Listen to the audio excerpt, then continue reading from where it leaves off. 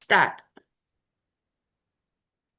My name is Kshipra. My mother's name is Suprabha. My father's name is Keshava. My class teacher's name is Purnima ma'am. Om Shri Paramatmane Namaha. Srimad Bhagavad Gita Atha Panchamodhyayah Karma Sannyasa Yogaha. Shri Bhagavan Arjuna Uvacha Sannyasam Karmanam Krishna Punaryogam Cha Samshasi Yachreyaitayorekam Tanme Bruhi Sunischitam Shri Bhagavanuvacha Sannyasah Karma Yogasya Nishreyasakaraupau Tayostu Karma Sannyasat Karma Yogo Vishishyate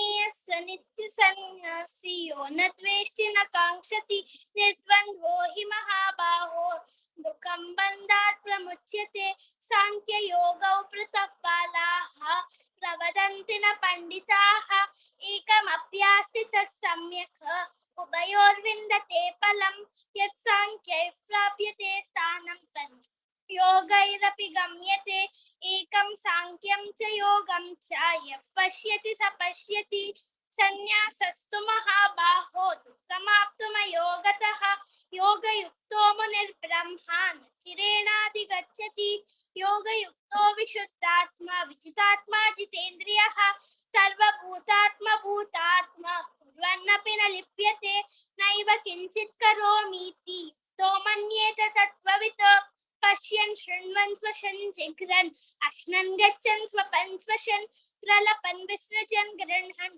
उन्मिषन् निमिषन्नपि इन्द्रियाणि इन्द्रियार्थेषु वर्तन्त इति तारयन् ब्रह्मण्यादाय कर्माणि सङ्गं त्यक्त्वात्मशुद्धये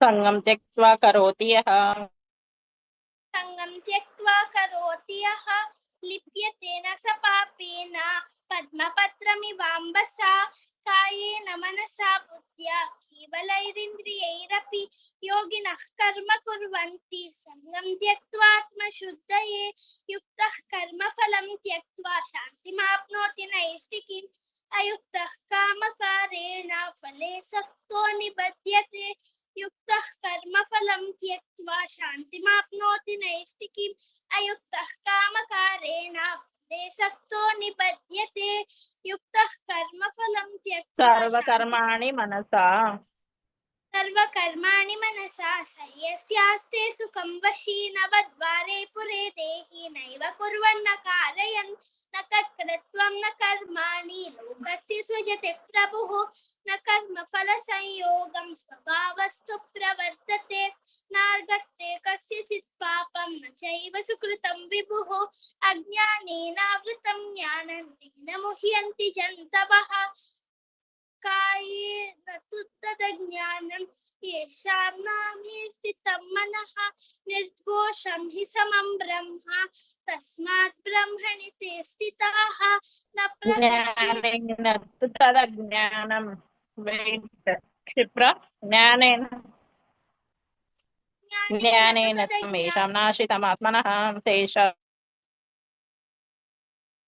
आदित्यवज्ञानं प्रकाशयति तत्परं तद्बुद्धयस्तदात्मानः तन्निष्ठास्तत्परायणाः गच्छन्त्य पुनरावृत्तिं ज्ञाननिर्भूतकल्मषाः विद्याविनयसम्पन्ने ब्राह्मणे गविहस्तिनि शुनि चैव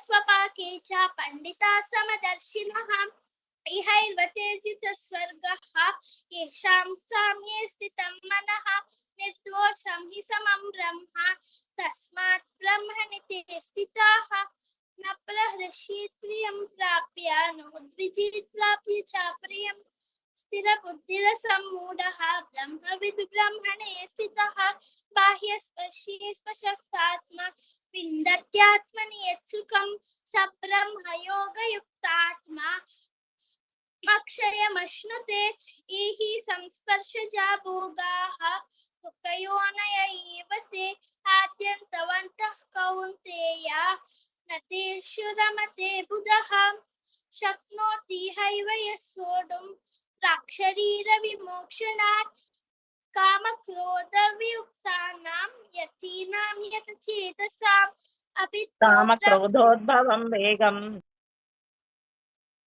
कामक्रोधोद्भवं वीगं सयुक्तः स सुखी नरः योऽन्तः सुखोऽन्तरारामः तदान्तज्योतिरेव यः स योगी ब्रह्मनिर्वाणं वर्तते विदितात्मनां स्पर्शान् कृत्वान् बहिर्बाह्यात् ब्रह्मभूतोऽधिगच्छति चक्षुश्चैवान्तरे वेट् क्षिप्रः ब्रह्मभूतोऽधिगच्छति लभन्ते लभन्ते ब्रह्मनिर्वाणं चिन्नद्वैतां यतात्मानः सर्वभूतहिते रताः लभन्ते ब्रह्मनिर्वाणं ऋषयः क्षीणकल्मषाः छिन्नद्वैता यतात्मानः सर्वभूतहिते रताः लभन्ते कामक्रोधवियुक्तानां कामक्रोधवियुक्तानां यतीनां यतचेतसाम् अभितो ब्रह्मनिर्वाणं वर्तते विदितात्मनां स्पर्शान् कृत्वान् बहिर्बाह्यात् चक्षुश्चैवान्तरे भ्रुवोः प्राणापानौ समौ कृत्वा नासाभ्यन्तरचारिणौ यतेन्द्रियमनोर्बुद्धिः मुनिर्मोक्षपरायणाः विगतेच्छाभयक्रोधः यः सदा मुक्त एव सः भूक्तारं यज्ञतपसां सर्वलोकमहेश्वरं सुहृदं सर्वभूतानां ज्ञात्वा मां शान्तिमृच्छति ॐ तत्सदिति श्रीमद्भगवद्गीतासु उपनिषत्सु ब्रह्मविद्यायां योगशास्त्रे श्रीकृष्णार्जुनसंवादे कर्म संन्यासयोगो नाम पञ्चमोऽध्यायः Okay, good. Sparshan. That line say Nana. Sparshan. स्पर्शान् कृत्वान् Krutvan. N is not there. Sparshan krutva. This one. Yatendriya mano buddhihi munir. Say. Yatendriya mano buddhi. Parayana. Ana doesn't have any long letter. Okay. There are some mistakes, but it's fine. Okay. Just wait. Good.